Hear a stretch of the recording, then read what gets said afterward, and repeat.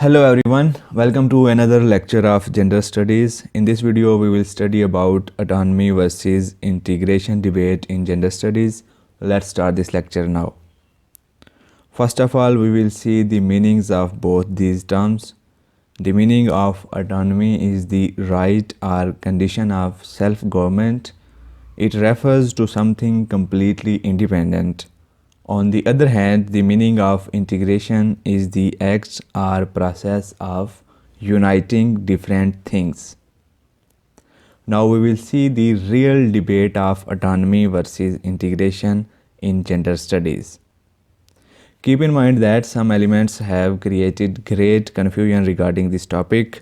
They basically took this topic wrongly and spread the confusion by saying that the autonomy versus integration debate in gender studies is about women of the society, and this debate is of two schools of thought. One is in the favor of giving women complete independence in the society, and other one says that women of the society should be integrated with men of the society as they both are closely linked with each other. Just remember that this debate is not about women. Instead, the autonomy versus integration debate in gender studies is basically about the subject gender studies itself. This debate is basically between two schools of thought. One says that gender studies should be given the status of completely a separate discipline, whereas other one is in the favor of integrating gender studies with already existing disciplines. So be clear that what this debate is really about. After understanding the topic itself, now we will study about autonomy versus integration debate in gender studies. Gender studies should be a separate discipline or it should be integrated with any of already existing disciplines. This was the question which was rose at the time when gender studies was evolving. This question gave birth to autonomy versus integration debate in gender studies. So this debate basically generated just with the generation of gender studies.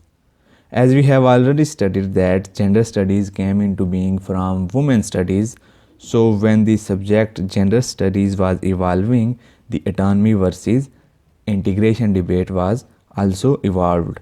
Two different groups emerged at that time regarding the future discourse of gender studies. They debated whether gender studies should be given an autonomous status or it should be integrated with women's studies or any other already existing disciplines. History of autonomy versus integration debate. This debate was started in 1982. National Women's Suffrage Association in America basically started this debate. A quarterly journal was published at that time. The debate regarding the addition of gender studies in higher studies emerged in that journal. It was discussed that either gender studies should be made another department or discipline, or it should be added in sociology, anthropology, psychology, economics, etc. in the form of small course. Two schools of thought. Two schools of thought emerged at that time. One is autonomy and other one is integration. The proponents of autonomy wanted to make gender studies a separate discipline, and the proponents of integration wanted to integrate gender studies with already existing disciplines. Now we will study points which the proponents of both the schools of thoughts presented to support their arguments. First of all, supporting points of autonomy school of thought. First one, if you would integrate gender studies with other subjects, then you will lose track for which then gender studies was basically started. Under this point, they warned that if gender studies would not be given the status of a separate discipline, then the efforts to start gender studies will go in vain. Therefore, gender studies must be given the status of a separate discipline.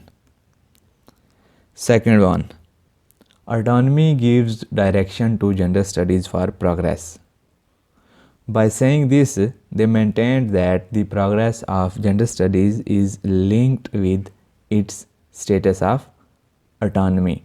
If gender studies would not be given the status of a separate discipline, then the subject would not be able to do progress and it will dissolve in any other existing discipline. Therefore, gender studies must be given the status of a separate discipline if you really want to see this subject flourishing.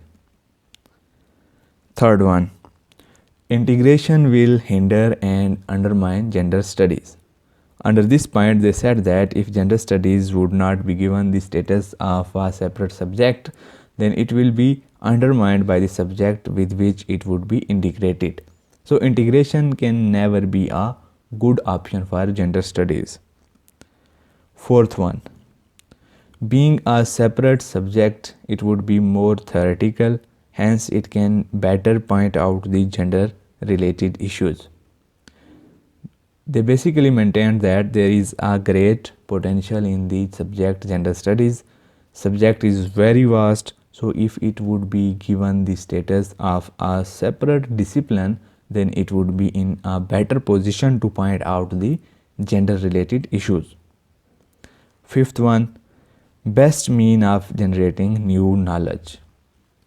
As this debate began at the time when the subject gender studies was being evolved, so the proponents of autonomy school of thought maintained that as this is a new subject, so there is much knowledge in this field and this much knowledge would be generated only when gender studies would be a separate discipline. Now we will study the supporting arguments of the proponents of integration school of thought. First one, we should enter in already existing disciplines because those people have already mastered their disciplines and they know how world works. By saying this, they maintain that gender studies will have more chance to flourish if it would be integrated with already existing disciplines. So by the help of the knowledge of already existing disciplines, gender studies would flourish more rapidly. Second one, non-theoretical, more logical ideology. Under this point, they said that by integrating gender studies with already existing subject, there will be more practical work on gender studies instead of just theoretical work. In this way, gender studies would flourish in more better way. Third one, only way to compel policymakers. They said that policymakers would attract towards the gender studies only when it would be integrated with any existing discipline, because policymakers considering the other disciplines will at once start considering gender studies also. So these were the main points upon which proponents of integration were standing. This was the debate of autonomy versus integration in gender studies. So this was all from today's lecture. The lectures on gender studies will be continued in coming videos. Thanks for watching this video. Like, share, subscribe and don't forget to press the bell icon for more videos. Goodbye.